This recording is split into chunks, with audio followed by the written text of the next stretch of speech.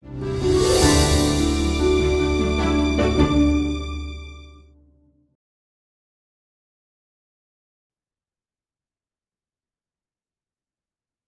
good evening, everybody. Really, what a nice crowd we have here tonight. It's really great. Uh, my name is Bill Stark, and I'm the president of the Mended Hearts of Coachella Valley. And wait a minute, my phone didn't shut off and it's talking to me. Just a minute. There we go. I think they're known as butt dials. I believe that's the term these days. So we are doing this in person here at the Annenberg Center. Mended Hearts is in partnership with Eisenhower Health here to bring a series of lectures on cardiac matters from October through June. And so we have a couple more coming up still after this one. And our partner down here at the end is Brent Klein down here, and please give him a hand if you would, because he's our Zoom man too. So yeah. So we're also doing this as in parallel on Zoom, so that people that can't get out in this cool weather that we're having would want to maybe stay at home and have a little air conditioning or something like that. But it's pretty pleasant in here. So tonight we're really very happy to do this. Mended Hearts, I'll tell you just a little bit about it. It's a national organization, been around since the mid-50s. For up until about 25 years ago, it was focused on generally people in their 70s, 80s, and 90s and that kind of stuff. So, and with any kind of heart issue, it started out with basically open heart surgery, and then it morphed itself into AFib and heart failure, et cetera, et cetera. Today, about 20 years ago, though, they said, how come we aren't talking about children born with congenital heart defects? What an amazing thing to have a child in a womb and know that within 2 days it's going to have open heart surgery. How can you imagine that for the parents? So they formed this outfit called Mended Little Hearts. And Mended Little Hearts focuses on the parents of the children born with CHD. And then a couple of years ago, they had an experimental thing for youth people 18 to 55. That's youth as far as I'm concerned, but nevertheless. Anyway, so they formed that particular group too, up in the Northwest up there. So that's kind of what we do. We have a bunch of us a few of us are in white smocks here. We go around to the hospitals here and also at Desert Regional, and we visit with heart patients and their family, trying to offer hope and encouragement and some education. All of us that have the white coats had some kind of a heart issue, and we're trying to help them out in their heart journey as well. So that's that's enough of all that. Tonight, we really have a couple of really special evening things here. We have Dr. Diamantakos here, who is our first time that he's ever come to visit with us, and we're really pleased that he's going to talk about this new stuff that they're bringing called pulse field ablation. It's pretty exciting to say the least. After that, for question and answers, he's willing to take question and answers during the presentation and afterwards. However, if you have the urge to ask a question during his presentation, please raise your hand. We need to get you to a microphone, which will have a roving mic running around here, so that the people that are on the Zoom can actually hear the question. Okay, appreciate that. So, and then afterwards, we're going to split out around 7 o'clock. And then we have our normal Mended Hearts meeting. Tonight is election of officers meeting for the Mended Hearts members. And so we'll do that afterwards. You're all welcome to stay around if you like election stuff. It's not political. So, all right. So for there's many people in here that have had an ablation. If you could you raise your hand if you've had an ablation? There are some of us. Okay. So it was, and all of us, most likely, unless you're really a brand new one, since Dr. D came along, it's been by different methods. I had one of those different methods about, a year ago, October, and it's reduced the amount of my atrial fib. It hasn't got rid of it, but it's reduced it, which is a big deal. As far as I'm concerned, it's a big deal. So I went from having irregular heartbeats about every 2 months. I'd get one for an hour, 20 hours, something like that. So since October a year ago, I've only had 2 episodes. So that's a big deal. It truly is. So without further ado, I want to introduce Dr. Evan Diamantakos, and he's electrophysiologist, and he's going to tell you a little bit about himself because it's more personal and more fun that way. So Dr. D, thank you very much for coming. I really appreciate it. Thanks a lot.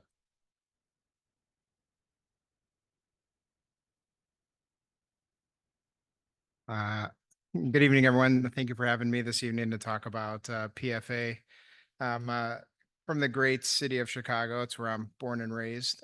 Made it out here in 2017 to finish up fellowship at UCLA, trained about 6 years in Michigan.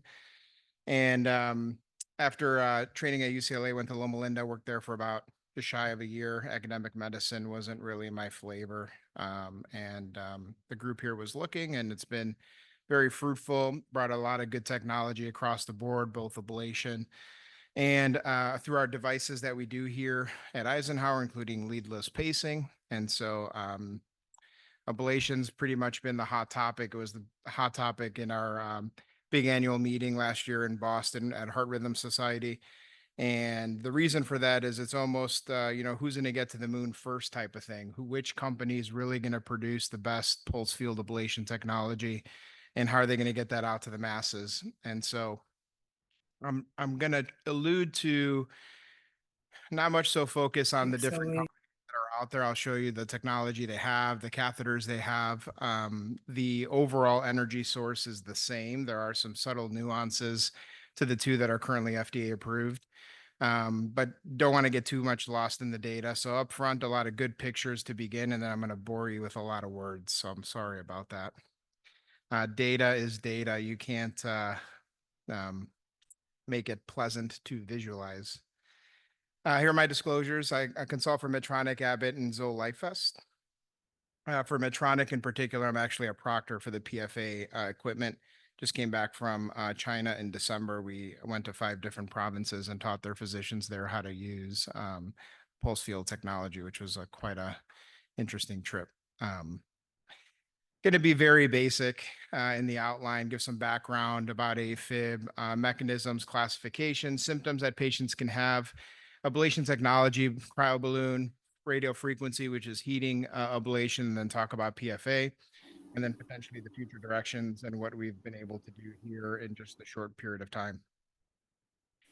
So we know that AFib is the most common arrhythmia, and unfortunately, as we get older, it is the most common arrhythmia that us as physicians will see, and as patients will complain to us about.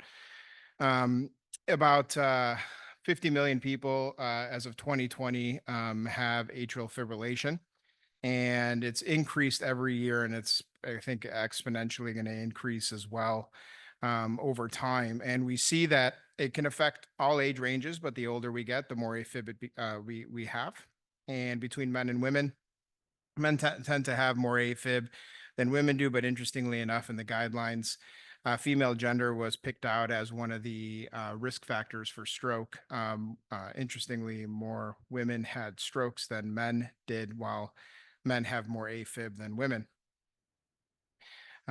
You guys can fight that battle at home. But the common risk factors that we see in patients is hypertension, diabetes, patients that have coronary disease, what we call ischemic heart disease. Ischemic myopathy is really low squeezing strengths to the heart, can promote atrial fibrillation. We see it in our chronic kidney disease patients. Anyone that has lung disease, like COPD, for example, the lung and heart interact very well with one another in good and bad ways. And so if something affects the lung, it oftentimes will affect the heart. And so these are the prevalence of the risk factors across age groups: over 65 on your left-hand side, under 65 on the right-hand side. Oops, I'll go back to that. Obesity, a big problem in our world. And so exercise is always going to be a key point that we stress in our visits. The more weight you lose, AFib will occur less.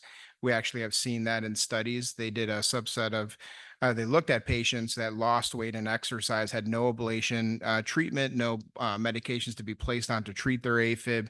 and they actually saw a significant reduction. A lot of those patients had pacemakers, so it was very easy to track their AFib occurrences by monitoring the leads and the feedback from the lead.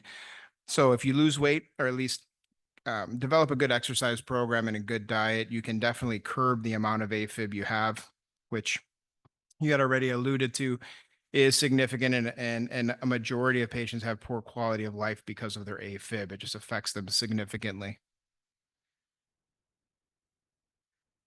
High cost. So they looked at Optum data, and individuals with AFib have an annual healthcare cost of about $63,000, which is $27,896 more than individuals who don't have AFib. So it's a lot of hospital visits, a lot of visits to the clinic, maybe urgent care or ER, ablations, maybe multiple. Maybe they get devices, pacemakers to help the low heart rates that we unfortunately cause with the medicines that we give them to help control their rapid heart rates. And so high cost. And so ablation, or at least what we consider rhythm control strategy to keep patients in rhythm, obviously helps lower that cost and readmission rates for patients. We already talked about this, and that's an extra slide. Here's a kind of big take home point. So not only is AFib a big cause for stroke, but dementia. It can actually exacerbate coronary disease, can cause patients to have heart failure, can perpetuate kidney disease, and even peripheral arterial disease. And so when we see our patients, a lot of the questions I oftentimes ask is not necessarily the symptoms of palpitations or irregular heartbeat, but it's actually symptoms of maybe some memory loss. They've just not felt that they've been tip top. A lot of my patients have said, hey, I can't, do my bank account anymore and balance it. I'm just having a really tough time. And so we see a lot of this mental change. And even for some patients who maybe didn't think that they were fatigued or tired, when we get them back in normal rhythm, they come to find out, wow, they really were worse off prior to than being in their than being in normal rhythm. And so I show this slide because I think it's important when patients ask me, should I do something about my AFib? There are other things that just don't involve the heart that AFib can cause a problem for. All right, so the mechanism. Long story short, busy slide, but the main take home point is that AFib, once you have it, begets AFib. That's basically what it does. It's a arrhythmia that causes a lot of structural change and electrical change to the upper left Does any of chamber. it sound familiar?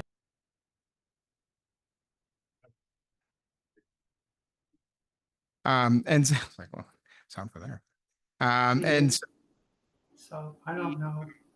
rhythm itself likes chaos, and so it creates chaos, and if there's more chaos in the chamber, it'll come back later, or what I oftentimes say, it leaves a fingerprint behind. So it may come and go as it pleases, but eventually, if it happens enough, it'll stay around. And so that changes how our patients get treated, and I'll show a nice slide, to actually the next couple of slides on what can happen over time. But what'll end up happening is just this one cycle after another. AFib occurs, chamber changes, AFib goes away. That chamber now becomes more scarred, larger, we call fibrotic. AFib comes back, does its dirty deed, and comes and goes until some patients are in it all the time, and then usually For harder. something that we're missing. I'm trying to unmute it, and I can't unmute. The Zoom, she's got the Zoom probably. Sounds good. Oh, good. Don't remove them.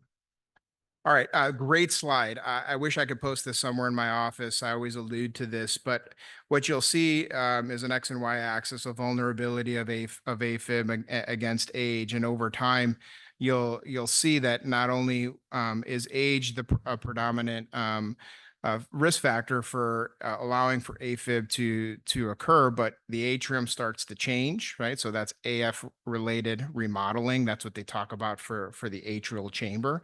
And it usually begins very minimal episodes at first. Some type of trigger or something occurs, they have their episode of AFib, it goes away. And then over time, they get multiple triggers, and that either can be more frequent events or not maybe frequent events, but events that last longer in duration until finally the heart says, I want to be in this rhythm all the time.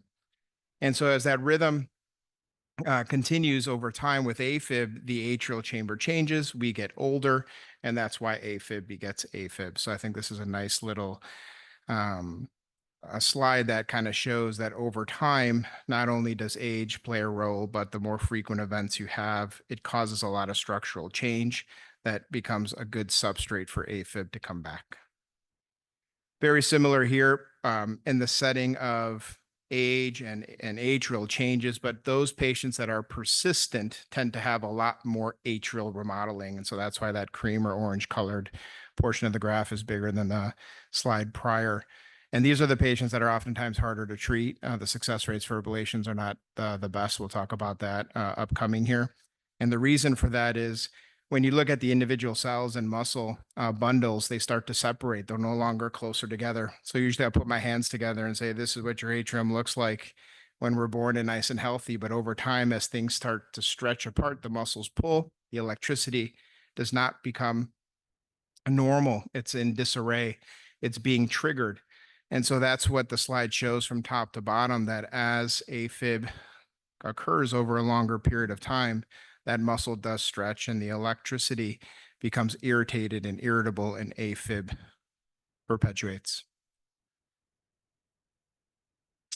Take home point for this slide really is the second box that just popped up. There's really three classifications to atrial fibrillation: paroxysmal, persistent, and long-standing persistent, where we find ablation is going to be beneficial. Permanent atrial fibrillation are patients that have been in AFib for many years, and rhythm control strategies have been chosen, such as ablation or medications, and it just hasn't worked. And a decision between patient and physician is to just leave them in AFib going forward. Paroxysmal is AFib that occurs and terminates usually within 7 days. Persistent is anything greater than 7 days, but just shy of a year. And long-standing persistent AFib is defined as patients who are in AFib continuously for greater than 1 year's time. This is important to know because the slides coming up, we'll talk about paroxysmal, persistent, and long-standing persistent. So that's why I wanted to bring this up so that we're all on the same page. Surprisingly to most, when I talk about this, is the most common symptom is fatigue. It's not palpitations, it's not irregular heartbeat, it's not a rapid heart rate, although patients do feel that. For the most part, it's just fatigue. And everyone says, well, I'm older than I was 5 years ago or 2 years ago. That may be true, but just because we get older doesn't mean we get fatigued. And so if you have AFib, you really have to, at least I try to tease it out as best as I can. And usually we do it in a nice, easy way. Try a cardioversion at first. That's an electrical shock to get the patients back into normal rhythm. And if they notice a difference, whether it's even for a short period of time, because we don't know how long cardioversions can last, it's usually a flip of a coin, 50-50 shot. But maybe we get enough days in a normal rhythm for a patient to say, wow, I really feel much better than I did in AFib. And so fatigue is usually the most common symptom that we see. So great. The guidelines were recently updated. The last update was, I think, in 2019. And so 2023, they changed the guidelines around, particularly upping the indications for ablation. But I think this was a great slide that really takes home a lot of things that need to be considered when patients are being treated for AFib. Not only their symptoms, not only using medications, but things that they can do. Manage diabetes.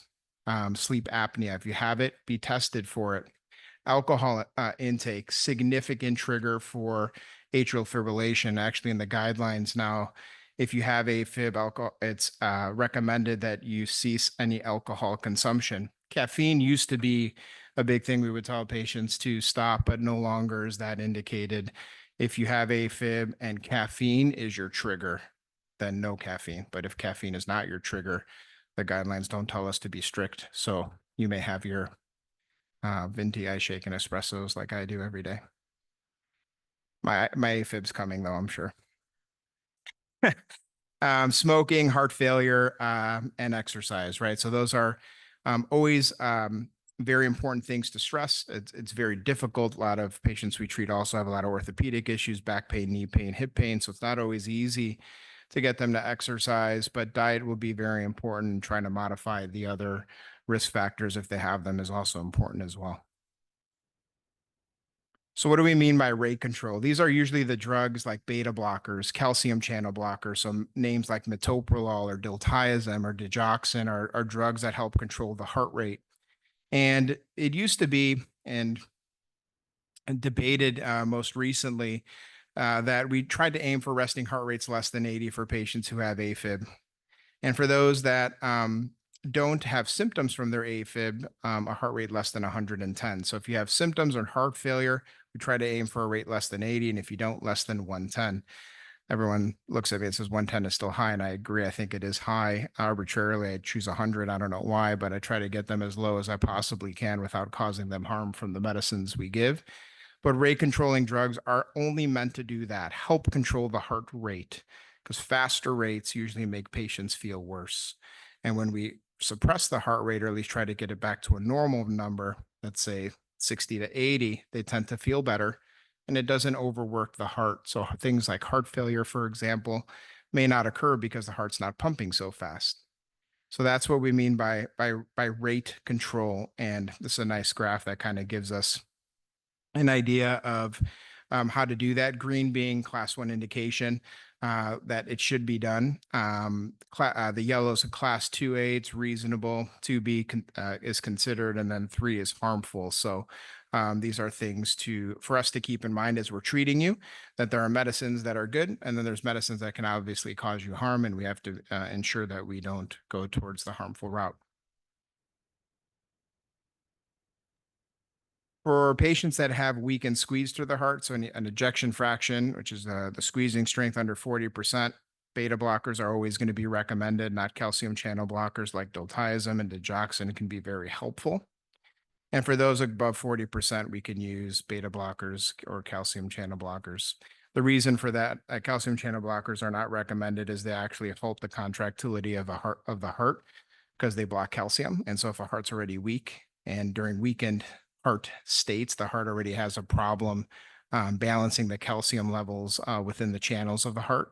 So we can actually make their heart failure worse by using calcium channel blockers. So that's why it's in red. Rhythm control. Sure, everyone has heard or may have been on or know people who are amiodarone, sotalol, dofetilide, Multac, flecainide, propafenone. These are all medicines that are used, but come with their toxicities. And I can spend 30 minutes just talking about the toxicities of the drugs that I'll take away from this presentation, but we can always talk about that offline in regards to those medicines, but they need to be used with risk-benefit discussions all the time, in my opinion. You can span from causing damage to liver, thyroid, lungs, skin, eyes, can cause issues with fatal heart arrhythmias if you're not keeping up with patients' EKGs. A lot of patients who have heart disease can't be on 2 of the drugs, flecainide and propafenone. So we have to know everything about you and use these drugs safely because they can cause harm. But this is the second tier of drugs that we may use on patients after rate control and just before ablation. This was a great trial that was done called the East AFNet trial. They actually looked at rhythm control strategy between ablation and using those anti-rhythm drugs, which is the middle group right after rate control. And they actually showed that the better you get patients into rhythm, whether it's drug or ablation, the better they do long-term, better quality of life. So this trial really kind of helped perpetuate the guidelines to move ablation indication up. This was published in 2022 and the guidelines changed in 2023.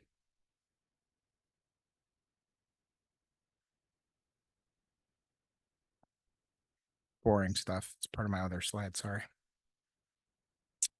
All right, so here's the evolution. So ablation really began back in 1967. That's when they started to first do a lot of their EP studies. And back then, ablation was done with open heart surgery. So a lot of the younger children, particularly peds population that had something called Wolff-Parkinson-White, which is known as an accessory pathway to the heart, they would actually do ablations on top of the heart. Those are called epicardial ablations. And if Dr. Logston did a talk for you guys, I think on Convergent a year ago, maybe or so, and something like that. If you were there for that talk, that's cautery of the tissue of the outside of the heart. If EP doctor gets to the outside of the heart, we put a hole through your heart. So we can't do that. And so we're lucky we have surgeons that are able to provide tools to help get to the outer surface of the heart. So that's how ablations really began. And you'll see that that then transferred into 1991 surgical maze. Those are ablations done by surgeons during open heart, where they can actually affect the inside of the tissue. And as that progressed, we found ways, well, gosh, we can't open up everybody to do an ablation, right? We need to find other ways. And so the first atrial fibrillation ablation was done in 1994. And then over that time, a lot of studies were done on what's the appropriate ways of actually doing an ablation. So not burning inside the veins, because that usually caused the veins to stenose or close up. So we found ways to be better and safer. And then modality started to come in: cryo balloon, laser balloon, and then eventually PFA. So here's the guidelines. There's 2 slides on it, and you guys can read these. But the overall take-home point is, if patients are symptomatic and have AFib, and they, in the past, you used to have to fail what's called a class 1C drug, which is flecainide or propafenone, or a class 3 drug, which is sotalol, Maltac, dofetilide, or amiodarone. You can then proceed for an ablation, or at least from insurance purposes, be covered. But now it's anyone that's symptomatic. Don't have to fail a drug. You just tell us you don't want to be on drugs long term. And so we write our little spiel for the insurance companies to make everything go through. But that was the biggest change. Anyone that is symptomatic can now get an ablation.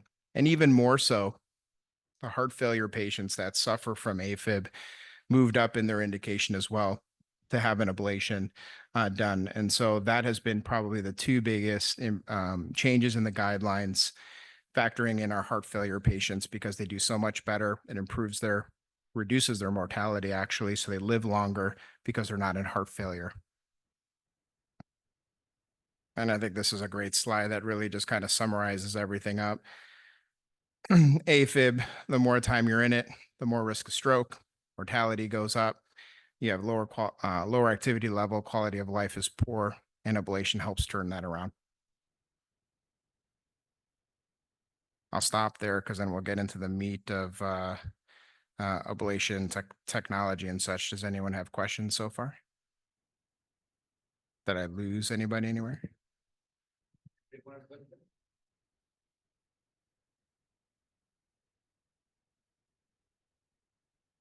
And sorry about my picture on Zoom. That's when I was my 26th birthday. Hey, Dick, is that mic on that you have? I believe. Yeah, at the bottom. Just talk into it. Let's see if you hear it. Testing? Yep, you're good.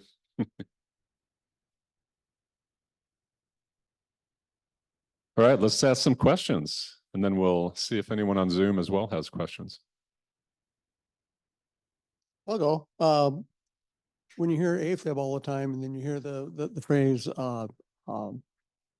or it's just a lot slower, or it's a flutter, is there a big difference in there, or is it treated the same way? Great question. So atrial fibrillation is more chaotic, disorganized, so it fibrillates. And to give you an idea, the upper chamber quivers, usually about 300 beats a minute, and the ventricle tries to keep up in some fashion of that. There's no consistency in the rate, and so that's why it's always irregular and can be rapid or can be slow. That's the ventricular rate, which is usually defined as the pulse or the heart rate when we see you guys in clinic, or if you have a monitor at home that catches the pulse rate. Flutter is a circuit, so there's actually revolutions. And the most common location for a flutter circuit is on the right-hand side. So we inherently have a tissue that binds our valve called the tricuspid valve on the right side and the inferior vena cava. And that tissue there has different electrical properties that allow signals to travel. And if it's timed just right, can create a circuit. And it's defined as a counterclockwise or clockwise circuit when we visualize it on an EKG, or when we take you to the lab for an ablation. And that's usually revolutions. And so there's terms we throw out: a 2-to-1 flutter or a 3-to-1 flutter, which means 2 revolutions in the upper chamber or 3 revolutions in the upper chamber, and 1 of those revolutions goes down to the ventricle. And that's treated very differently. Right now, PFA technology is not FDA approved for flutter ablations, although it's being used off label for it.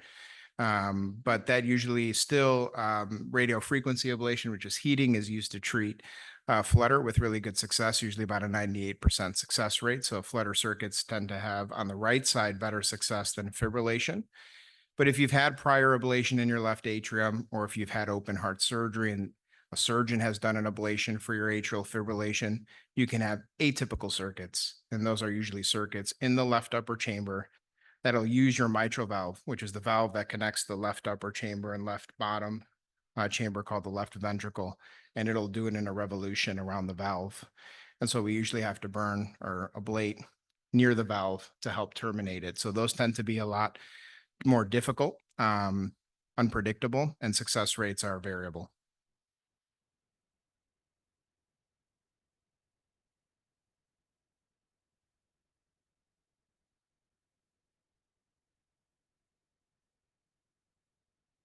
How do you make the determination to go from cardiac version to ablation? Yeah, I had a slide on that and I hit it. I probably should have kept it. Let me see if I can find it. If you could also repeat the questions they asked, that'll help for the But yeah, Zoom. I'll do that. So how do you make a decision to jump from cardioversion to ablation? I don't know if it's going to let me. Oh, there it is. So here's a great slide. Busy, but it's usually patient selection, right? So we have to take a lot of things into consideration. Number one, patients aren't always fond of another person mucking around in their heart, right? It's just scary. It's a scary thing, and part of our job is to help provide them comfort in all modalities that we can offer, and it's always going to be patient decision. I never force anyone unless I have to make a strong recommendation. I call of moving one patient from one modality to another. And in that, I mean, if you're suffering from heart failure or you're debilitated or you're going to the hospital every week or two for atrial fibrillation, well, cardioversions won't work necessarily for the intermittent episodes that occur because those are paroxysmal. We just don't know when they're going to occur. But the patients that are in AFib all the time that have symptoms, a cardioversion will be helpful, and it's fairly benign. You get anesthesia, place a pad on the front of the chest, a pad on the back, put you to sleep, and resynchronize the heart by shocking it back to normal. And that's unfortunately a flip of a coin. And I say that because there's so many variables. If the chamber size of the atrium where AFib happens is very large and it's ballooned, as I call it, well, you're going to expect that AFib to come back, right? Because the chamber has been altered over time. It's not a normal size. And those are probably the patients I would push more towards ablation because they're going to go back into AFib usually within a month's time. It's kind of predictable. If you're suffering from AFib, with the new guidelines, I would push patients towards ablation because we're just going to play a game of cardioversion, then back in AFib, back in heart failure, then cardioversion, then back in AFib, back in heart failure. And it's just an unfortunate vicious cycle. And so those patients should definitely go for ablation. And if they're not up for it, I would at least say, well, we need to talk about one of those drugs in between that'll help keep you in rhythm after a cardioversion. The age also plays a factor in that. I don't want to come off mean in any way, but I do have a cutoff for age. And so I think any patient you take or start to take to the lab over the age of 80, you always have to worry about anesthesia risk, right? That's the most important thing. But I always feel, well, you may not look 80 outside, but you're 80 inside. And what I mean by that is there's thin tissue. You have to be very careful.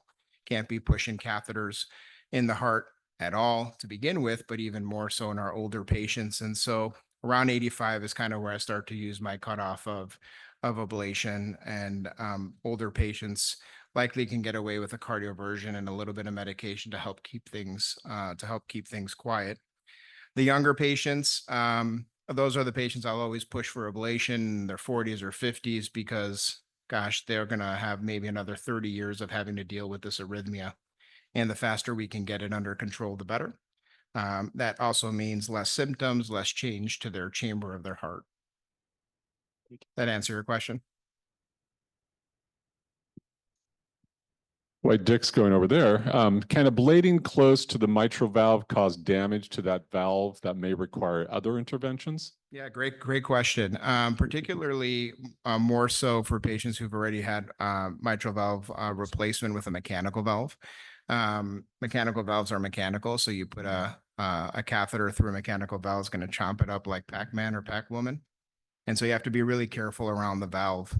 You get a catheter through the valve and it closes in on it. But you can't yank the catheter because it'll yank the valve or cause the valve dysfunction. That usually means open heart surgery. So more so for our valve replacements, we're concerned about that. Mechanical valves.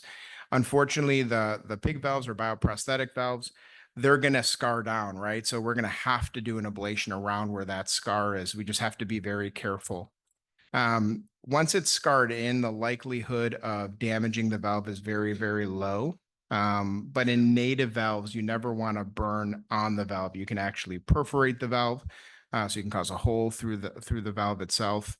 So we have catheters that give us feedback on the proximity to the valve, so we don't make sure that we're on it. We actually stay away from it. So we can identify that based on signal, and then usually, for the most part, most electrophysiologists use an intracardiac ultrasound. So that's an echocardiogram catheter that goes from the leg into the heart. So we can actually see where the catheter is sitting. And if we're too close to the valve, then we know we have to back away.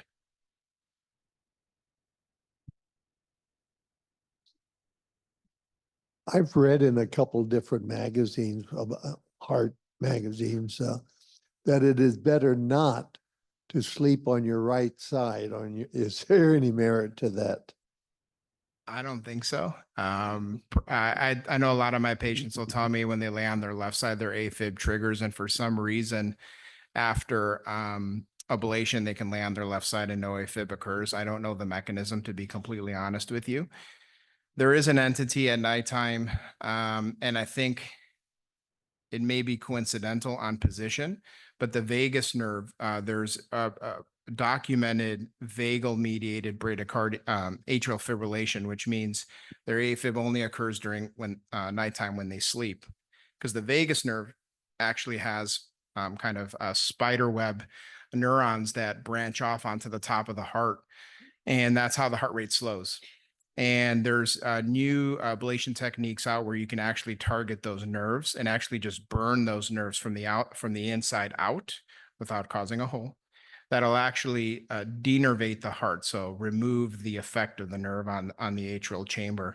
In the lab, we see that when we're burning close to them, the heart rate will actually pause. So in one of my cases, I had somebody's heart rate pause for about 10.2 seconds because we affected that nerve so significantly.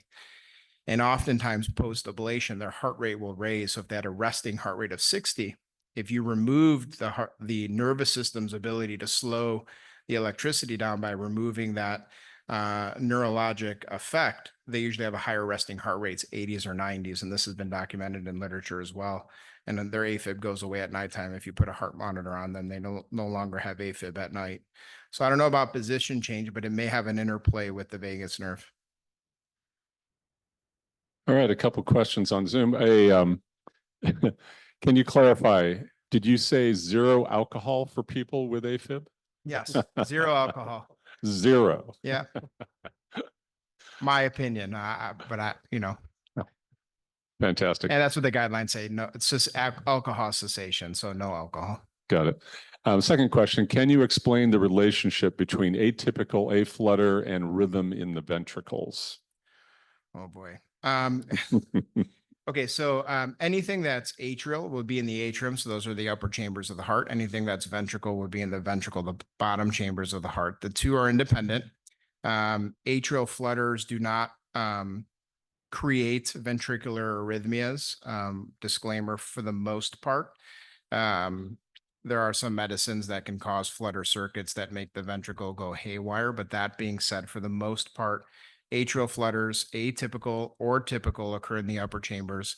Ventricle arrhythmias happen in the ventricle, and the two are independent. Great, thank you. Are PVCs AFib?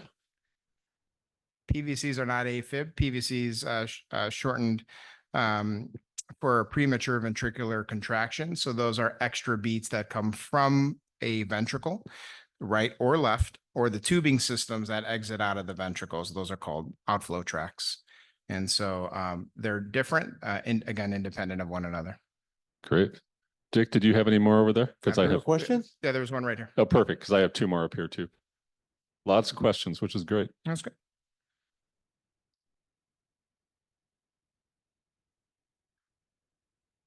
He's coming.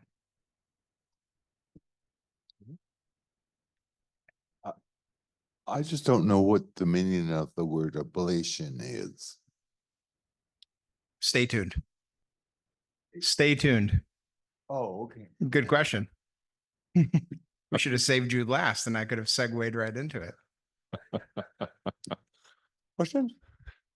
All right, just a couple more here. How does the Watchman factor in for those with AFib?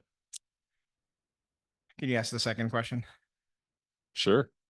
Is there any way to stop taking blood thinner with AFib? Oh, goodness. Okay. I know. So three great questions. At the end. Okay. I practice guideline medicine, so I will say for the second question, there are ways to get patients off blood thinners depending on their risk of stroke. That's a discussion made between either cardiology and the patient or electrophysiology and the patient. So any score of 2 or more on our risk calculator score called the CHADS-VASc score, it's recommended to be on blood thinner, a high recommendation. They're in the guidelines. It's class 3 indication for electrophysiologist, which is harmful to tell a patient that an ablation will get them off their blood thinner.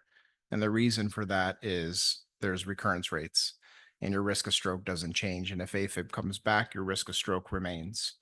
Now, there's a lot of papers being put out on finding ways to get patients off the blood thinner. Nothing has really changed guidelines. It just kind of gives this blanket statement of have a discussion with your patient, outline their risk of stroke. And oftentimes my patients go one of 3 ways: stay on their blood thinner post-ablation, Watchman if they can't tolerate their blood thinner, or they decide to accept their risk of stroke and stop their blood thinner. As far as Watchman's concerned, repeat the question again. It was... how does the Watchman factor in for those with AFib? Yeah, so there's a lot of data out that says that the appendage, which is the structure the Watchman is placed into, it's off of the left atrium. It actually has a lot of electricity in what we call proarrhythmic, so it can be a structure that promotes or causes AFib. So there's been a lot of literature driven towards whether or not we should ablate or remove the signal from the appendage. The problem with that is that if we remove the electricity from that location, it will not contract. So it does have some contracting properties. And if you have a structure that doesn't contract and blood goes in there, how does blood come out? So you end up forming a clot in your appendage. So if you have to burn in the appendage, then it's lifelong blood thinner for patients. And so alternatively, this is not by any means guideline based, but by implanting a Watchman for patients who have indications that they need to come off their blood thinner, you technically plug that structure with a metal mesh piece of equipment, and inherently that area will scar and the electricity will no longer be a problem. Now, yes, that structure won't contract anymore, but it is protected by having a device that has netting that'll prevent clot or blood from exiting out of there or even entering.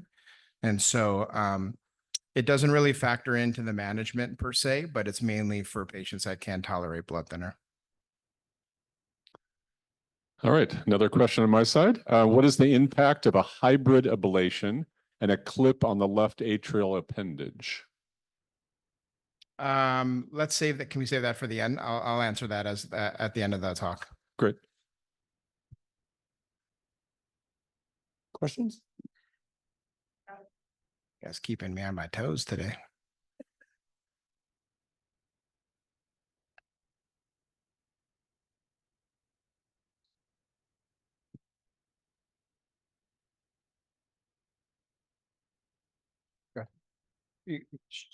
She has a question. Waiting for the boss man. Oh, she has a question. Oh, you have a question? Yeah. Oh, I'm sorry. That's okay. So are there any risks for taking a blood thinner when you're forced to make a decision in a hospital setting and there's another reason, such as a viral infection of sorts or pneumonia, let's say, and the doctors tells you that you're in AFib, so you need to make a decision whether you want to be discharged without immediately starting blood thinners or not. Loaded question. I can't speak on behalf of all physicians and the way they practice, but I will say any AFib that is documented, again, the discussion for stroke should be had whether there's a trigger or not. And pneumonia and infection in general will trigger AFib. It oftentimes does. It's a high a propensity to do so. But the question then becomes is, well, if that episode of AFib now leaves its fingerprint behind, when's the next time it's going to come, right? And we don't know that answer. If it will ever come, right? And so that's something there's a definition for that for patients that don't feel their AFib, but it's detected on a monitor or a smartwatch or a loop recorder called subclinical AFib. And those are the patients that if undetected, first presentation is usually a stroke. And I guess long-windedly, if you were my patient and I had seen you, I would talk about your risk, tell you to be on the blood thinner because you had an episode, and make sure that your risks are understood by you, and outpatient find ways to now find out whether or not that episode comes back again. So keep you safe until you've seen in follow-up, whether that's heart monitors, whether that's a cardiomobile device, an Apple Watch, a loop recorder, something to watch you long-term. Because a lot of my patients do that. They want to come off and we'll do either serial monitors or they'll do a cardiomobile or an Apple Watch. But as long as they know their risk, I can never know when their episode's going to happen. And for the most part, keep you safe until we can do the appropriate follow-up. To answer your other portion, I think, is the risk. There is a scoring system called Has Blood Score where you can calculate the risk of bleeding. That can also be done and kind of identify if you're a high-risk bleeder or not. A lot of that has to deal with age, high blood pressure, stroke history, bleeding, liver issues, end-stage renal disease, and so hence the Has Blood, all the different letters talk about those risks. And so you can definitely do that, but the Has Blood score hasn't been used for me to tell you by guidelines that you should not be on a blood thinner. Okay, it's just kind of helps guide us and say, yes, you might be on a higher bleeding risk. That usually is what helps us guide Watchman discussions for those patients that are bleeding, but it's another tool to use. But I don't oftentimes use that to then find a reason to not give you a blood thinner. Yeah. Family history doesn't count in any of the scoring systems. All right, one on this side and then one more here real quick. We got a couple more. I have persistent AFib for over 7 years, Eliquis and Metropol for medication. Would I be a candidate for PFA? Well, I hope to answer that in the next 50 slides.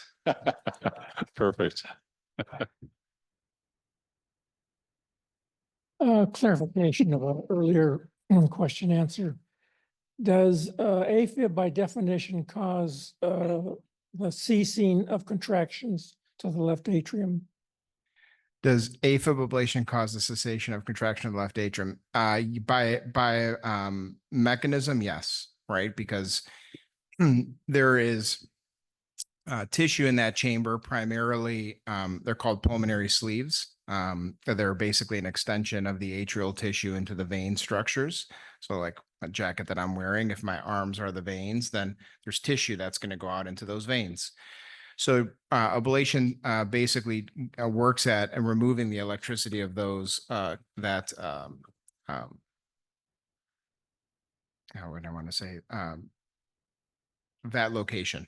So right where those veins and the tissue starts to enter, that's the most irritable spot where ablation happens. So by taking out that location, yes, you will inherently affect the atrium because some of the tissue surrounding that vein opening will be affected. So by targeting those isolated spots, and usually patients will have 4 veins, 2 right and 2 left. Sometimes they'll have 1 common left and 2 right, 1 common left and 3 right. And so there's variations there. And so however much tissue you take away, then you will affect the contraction of the chamber. So a lot of our patients, similar, kind of alluding to the question that that gentleman had asked about 7 years of being in AFib, you're going to end up taking out more tissue than just those pulmonary sleeves. And so the more tissue we remove, you can develop something called stiff left atrial syndrome, where the atrium won't contract. And a lot of patients feel horrible from that because there's basically a chamber that's just barely moving.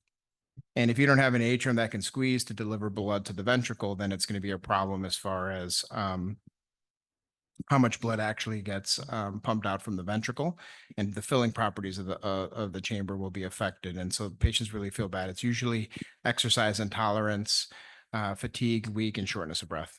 Those patients oftentimes get pacemakers to help kind of assist emptying of the chamber. I have a pacemaker question. Yes.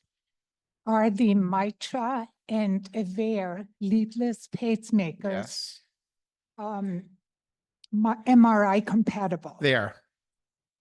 100%? Yes, When you Google it, you don't get that. they are. I also, that's kind of what I proctor for Abbott. I do a lot of their leadless implants, and I do dual chamber leadless implants here, and patients can get MRIs. So the advantage of a leadless pacemaker is that it's less invasive to insert? Find me after and we'll talk more about it. Okay, thank you.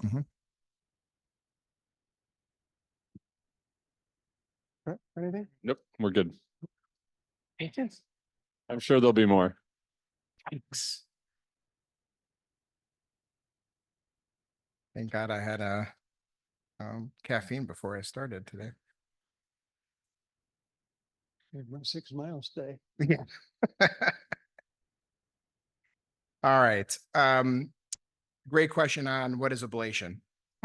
Ablation is a term used to cause injury to tissue. Right. It's basically what we're doing. And we can do it in a couple of different ways. Radio frequency, which is heating, cryoballoon, which is freezing, laser balloon, where they actually built a laser on top of a balloon that'll actually plug the vein, and then you use a dial that rotates the laser. The problem with that is lasers are dangerous. And so a lot of the studies had shown high perforation rates, so holes through the vein structures that caused a lot of death. And so it really didn't take off very well. In Europe, they use it a ton, but here in the States, big problem.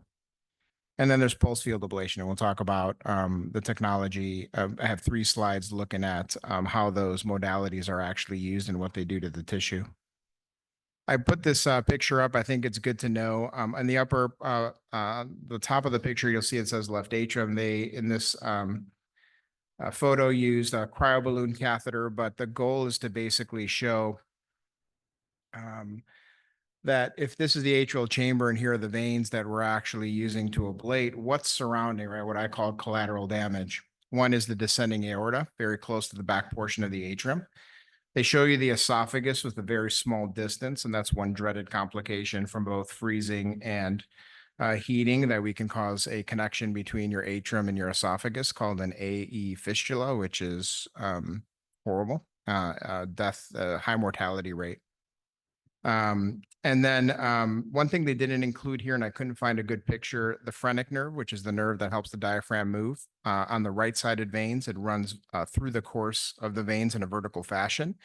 And so there's ways during ablation that we actually have to test that we're not near it, because if you apply any energy source, there's a risk of causing that nerve to be injured, and it'll actually cause the diaphragm to raise, and there'll be issues with breathing post ablation. So usually patients will be short of breath, or they'll have a lack of exercise tolerance.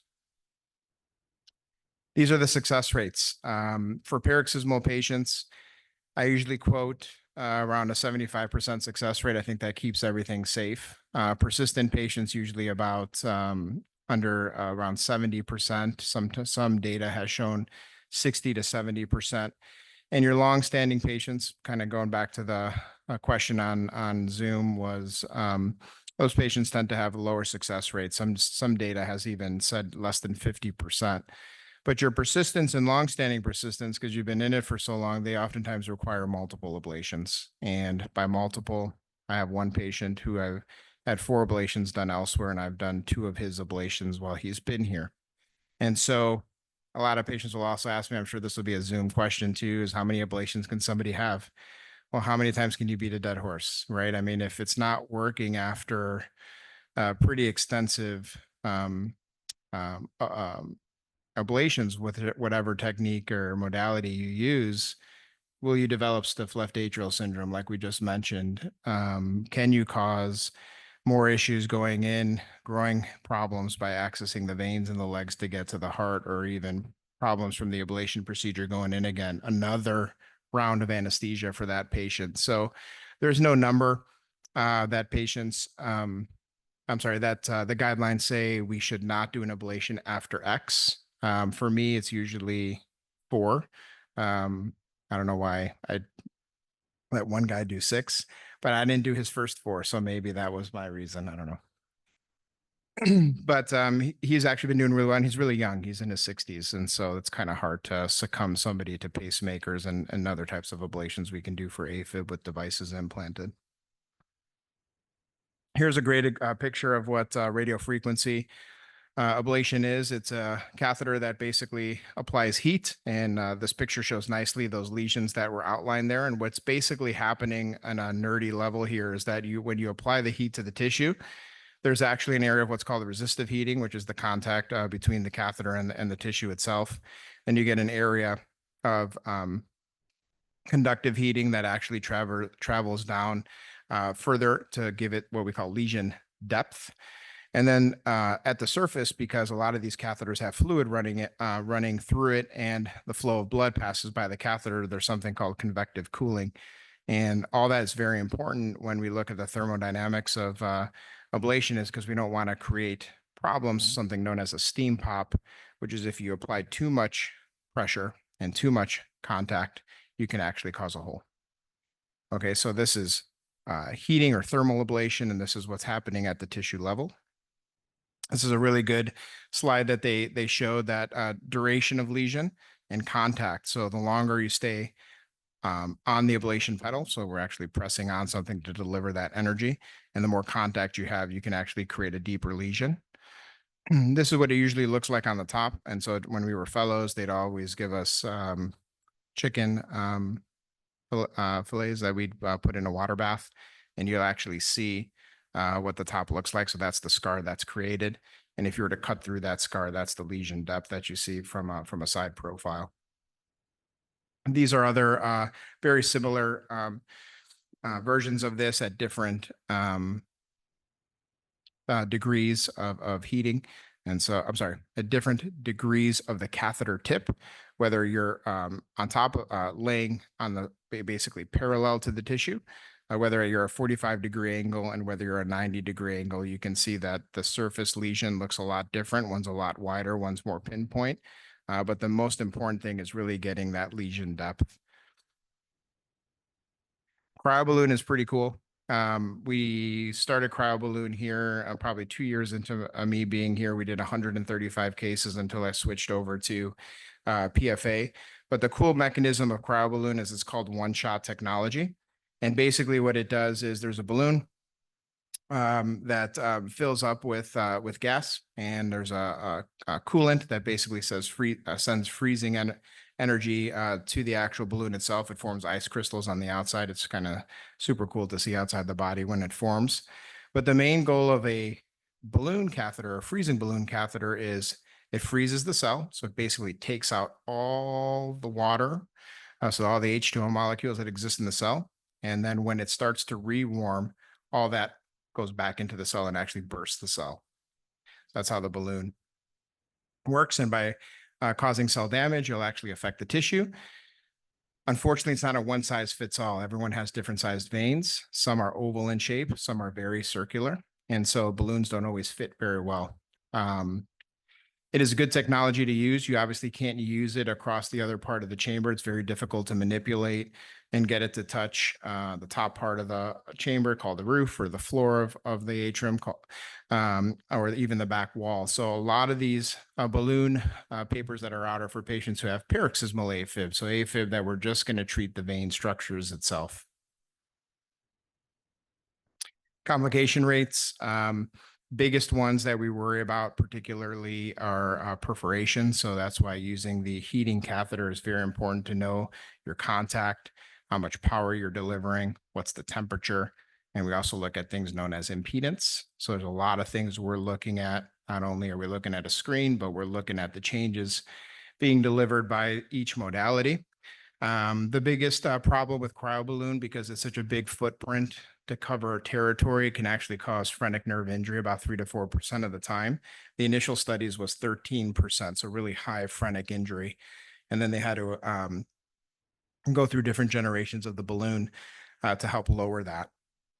But ultimately, even those patients that had injury, about 0.8% had permanent injury after a year. So very similar back to the RF data. So that's very, very low with heating. It ends up being very, very low with cryoballoon if you're careful.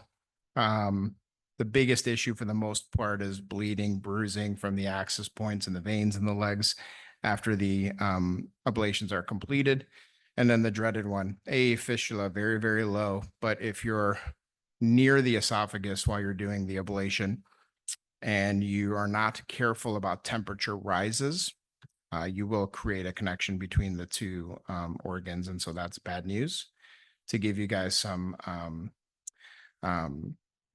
insight into that, there's a couple different ways that we monitor that. One is an actual temperature probe that looks like a really long letter S, kind of like a snake, has many different electrodes on it that give us feedback of the temperature. So if we're burning too close, the temperature starts to rise on one of those electrodes. That means we need to stop and back away from that location. And so when we stop providing heat to that spot, the temperature will hit a nadir and then it'll start to come back down again. For the balloon, the opposite is true. It actually freezes. And so we watch the esophagus and look at the temperatures. And so there's a cutoff point for that as well. And if we reach that cutoff, we stop the balloon ablation and then things rewarm again.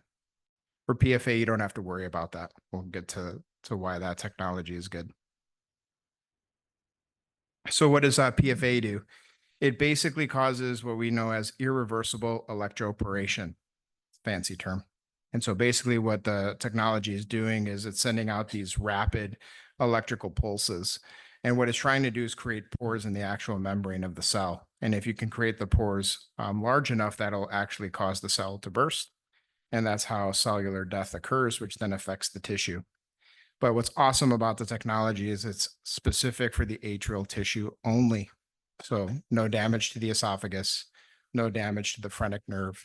We don't have to have any tubes in the esophagus to monitor for temperature. And so very, very safe. And that's why the FDA pretty much streamlined the technology and kind of has become the new sensation for us as far as ablation is concerned. But this is what it's basically doing. The pulses are being generated.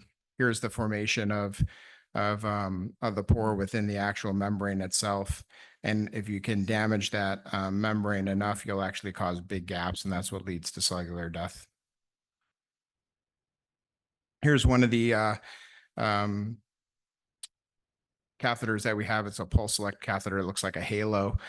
Very similar to the balloon. You'll see that it's what we call one-shot technology, where you can actually cover the vein structure and apply energy in 4 pulse strains, and it'll do it from all the electrodes. So if you're touching tissue, all these gold plates here that are touching the tissue will actually deliver energy to the tissue and cause that pore degradation in the actual cell itself.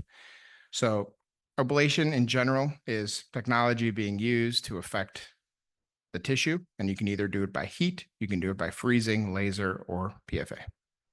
What'll end up happening is once those cells are no longer functioning and the tissue is affected, the electricity can no longer conduct at that location, and that's how you you begin eliminating the AFib triggers. In China, there's about 85 companies that have PFA, which I thought was interesting. And as we know, they like to carbon copy a lot of things. So all the catheters I'm about to show you exist in some variation in China. I thought that was interesting. So the ones that are currently FDA approved, FARAPulse by a company called Boston Scientific, the one we use here called Pulse Select by Medtronic. This is no longer the name for the one from Biosense. It's actually called VARAPulse. I think they wanted to one up Boston, but it actually received a class 1 recall for stroke. And so I don't know how they're going to rebound from that for their, how they're going to change their catheter, but didn't really, was not a good thing. Volt is the next one coming out from Abbott. That's probably going to be advertised a lot. It's another PFA technology. There's this other cool PFA catheter called a Globe. It's literally all gold plates. It's a monster. This thing looks like a golf ball when you put it in the atrium. But its main goal is to basically find the vein. You just literally sit it on the tissue, you press a button, and it knocks out that whole thing. So with the Globe catheter, they're talking about ablation times of 4 to 8 minutes from start to finish. Traditional cryoballoons about 90, and thermal energy, so radio frequency, is about an hour and a half.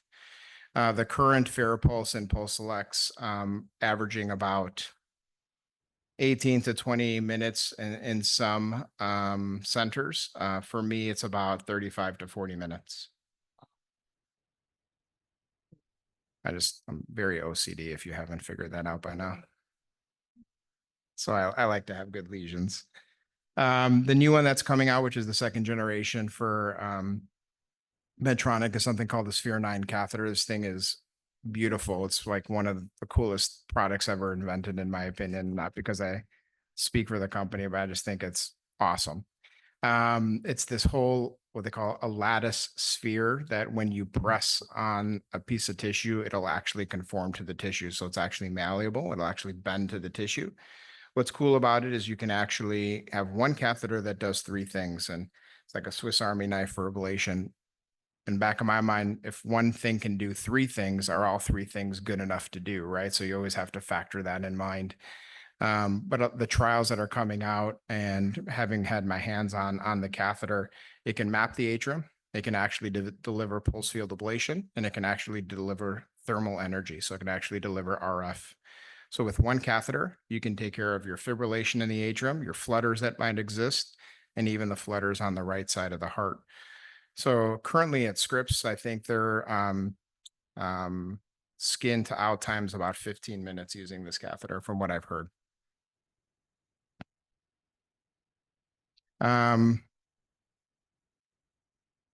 7 minutes past our time. How do I want to end this?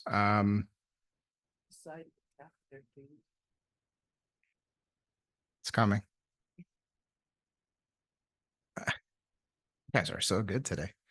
Where do I want to kind of go with this? I think I'm just gonna talk off what we already know. So a lot of this began, and I'll leave this slide up, in 1982. So PFA was being used for treating a lot of pediatric patients, Wolff-Parkinson-White, and what we call SVTs, particularly nodal reentry tachycardias or circuit tachycardias that exist on the right-hand side. But the problem is that there's many different waveforms you can actually use for PFA. And I had an opportunity to sit down with one of the engineers, and their minds are amazing. But they talk about monophasic and biphasic waveforms. And a lot of it is fine-tuning the energy delivery so that you don't cause damage to the tissue. And that's way above my pay grade. And that's why they do this and have created those catheters. But ultimately what happened in the era of initial PFA was that was very hard to figure out. And so what ended up happening is radiofrequency ablation then came to the fold, because that was a catheter that there was a lot of data coming out about safety and what can be done. And it was being changed almost yearly with catheters that can apply, or you can get feedback of how much contact you're actually applying to the tissue, how much temperature changes can occur with each application that you give. So there was many ways to manipulate the catheter for the benefit of getting good result and minimizing risk that PFA went into the closet. And only after the data, long-term data for RF and cryoballoon started to come out, is that the risk of having some major event, and I think it was quoted in the Medicare and CMS, I think in 2023, November of 2023, that the risk of some perforation, major complication from balloon or radio frequency was still about 2.5%, which is not zero and it's not 100, but it's still a risk. So a wonderful EP who actually trained one of my good friends in Michigan, who unfortunately had passed about a year ago, brought PFA out and started tweaking the waveforms and going into pig models and re-understanding how to deliver this energy and can it be done safely. And so over that time and up to about 2023 for both the FARAPulse and Pulse Select systems, one by Boston, one by Medtronic respectively, they come to find out that, okay, it's a lot safer. And safer, how safer? And so Medtronic actually quotes a 0.7% safety rate where there's no phrenic nerve injury, there's no spasm to any arteries that are in the chamber, there's no stenosis of the veins, and there's no esophageal events. And Boston quotes it at about 1.4%, which is a lot lower than your freezing and your heating. And so when FDA saw all this, they said, well, great, we're going to fast track this. And then they wanted to know, well, what was the comparison data between RF, cryoballoon, and PFA? We were hoping it was the Holy Grail, and unfortunately it's not. The data is about the same. So PFA application still will only give you about that 75% rate for paroxysmals, 60 to 70 for persistence, and maybe 60 or 50% or less for the long-standing. But at the trade-off is that great, you have a device that's just as good as heating, which is the gold standard, but a lot safer. Why wouldn't you use it? And I'll say we've done since June of 110 cases. So we've done a lot through our lab. No issues as far as any esophagus events, phrenic nerve events, stenosis, spasm.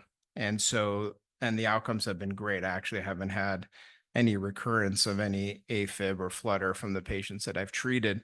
It's going to come, I know it is, because at the end of the day, the data supports it, that it's only going to be as good as heating, and that's okay. It's still safer, and I can at least say for my patients, I have something safe to offer you that's going to give you similar results, more efficient, safer, faster. Who wouldn't want that, right? And we've been able to prove that, at least from my end, over about 110 cases. And the registries also support that, and I had a lot of data. I can show you what it looks like. A lot of words. I don't want to talk to you about words. But all the registries show that, you know, we're moving towards this as a field. This was a great Heart Rhythm Journal article that actually showed skin to skin time, general anesthesia use, acute successes, major complications, fluoroscopy times were less. And this was a British paper, and I actually looked the pound to dollar conversion. So 8,000 pounds is about $10,000, and 10,000 pounds is about $12,000. A little bit more expensive, and that's for the hospital systems to work out with the companies. But at the end of the day, if you can improve a lot of things, less general anesthesia time, great success rates, good safety profile, and then why wouldn't you use it? At the end of the day, each patient, you know, for the most part comes to us and says, what modality are you going to use on me, right? And I tell them, well, at the moment, I no longer do cryoballoon. And so they ask me why. And I say, well, you always worry about the phrenic nerve. Affecting the phrenic nerve, and I've seen it pretty bad. Patients can't do much. They're really, really stunted. They really can't do a lot of exercise. They're short of breath all the time. And it's really cumbersome during an ablation as well. We actually have a baby monitor where we put what's called the Toco monitor, or the actual sound monitor on the belly, so that when we stimulate the nerve, during the actual ablation. We'll see the belly move. It'll make a swishing sound. And as you apply freeze, you'll actually hear that sound go away. You're affecting the nerve. And so there's always come off, and everyone's on edge. And it's always, a big concern. With PFA, you don't have to worry about that. We still test it. We still test where the nerve is. We stay away from it, but the data supports very low problem. Even the animal models that they actually ablated in the veins. That's a big no-no in our field. You don't put a catheter in the veins and ablate, because heat back in the day when you burned in the vein would actually shrivel the vein or stenose it. They opened up pig hearts, I think 6 months and 9 months in the initial studies, no stenosis. Great. You can actually get into the vein and take out circuits that might exist in there or tissue that you couldn't before, and feel safe doing that. You don't have to have a temperature probe. You don't have to worry about heat or any thermal energy like cold or heat. You can be near the esophagus and there'll be no issue. My patients that have had cryoballoon ablations have been reported in the literature as well.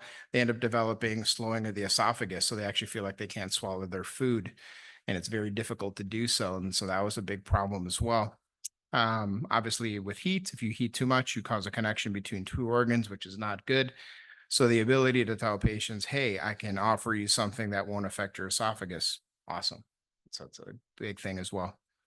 The only thing that's currently lacking, but it's going to get better, is there is no feedback when I'm using the catheter and I'm touching the tissue to tell me I am making contact. So the catheters that'll tell us how much contact we're actually making and give us feedback of that's 5 grams, that's 10 grams, that's 15 grams of force. It doesn't exist on the current PFA platforms that are out there. The ultrasound I use in the heart to know where I'm guiding my catheters helps me a lot. And there's some subtle nuances to the PFA technology that when it touches the tissue, the chest will actually jump. So you actually have this kind of thumping sensation, which is of no detriment to patient, but it makes me understand that I'm touching tissue, something must be happening, so the contact's good.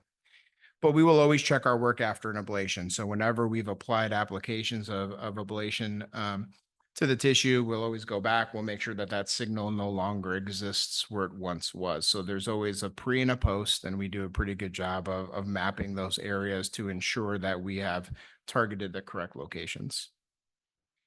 Drawbacks.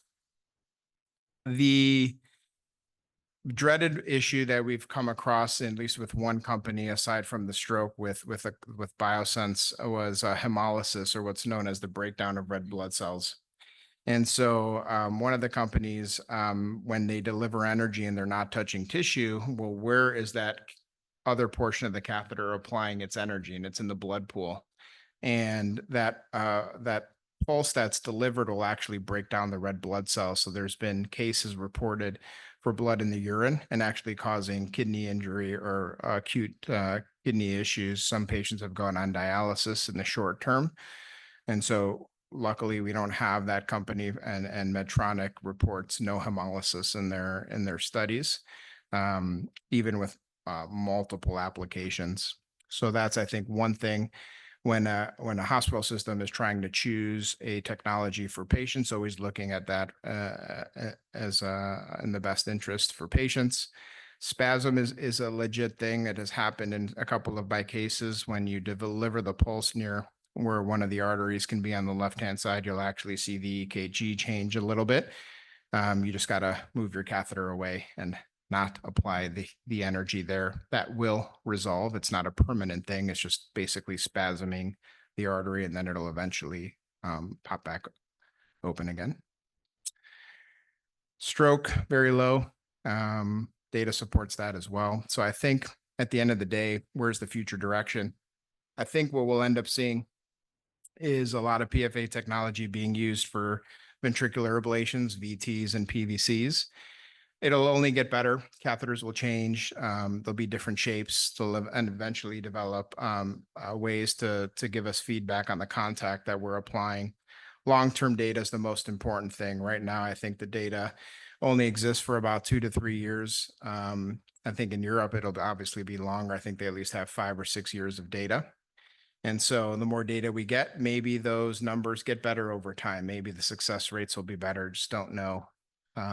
I don't think each company will change its waveforms, as we call it, or it's pulses in any way, but I think the way that it's delivered, whether it's on a circle, one of the companies has a flower petal look, whether it's going to be an actual tip catheter where we can apply PFA, what we call point by point, like a spot welding type approach. That'll all be company dependent on what they decide to develop. And then will it ever replace the gold standard? I don't know. I think that's always hard to say, right? In the blood thinner world, it's Coumadin, and everyone hates rat poison. And so Coumadin will never go away because it's the gold standard, just like aspirin, for patients that have stents and heart disease. So, heating ablation probably won't go away, but all centers, especially when something has been proven to be safe and you do something that's not safe, how is that going to stand long-term if you ever have a complication with a patient that you didn't do one of the safer modalities over the other? And then this was our lab. This was our 100th case. It was about a month or so ago.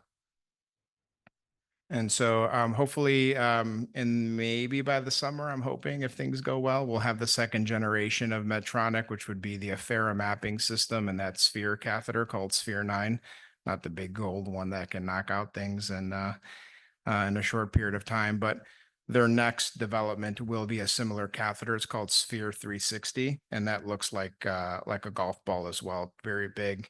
And the preliminary European data shows 6 minutes of ablation time with the use of that catheter.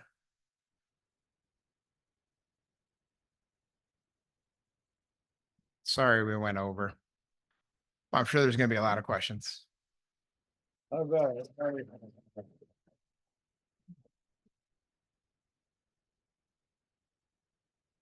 We really appreciate you coming here, Dr. D, and it's a wonderful presentation.